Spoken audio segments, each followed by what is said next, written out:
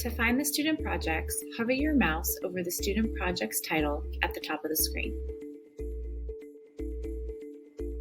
With your mouse, click on one of the classes. Go ahead and click DeWitt Periods 1 and 2.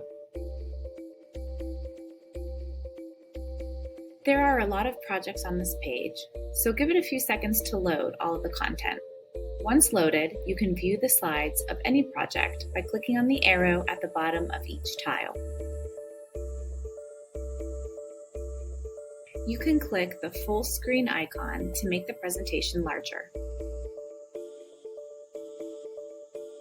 In full screen, click the next arrow to move through the slides. When finished viewing the project, click Exit Full Screen button. Enjoy viewing the student projects.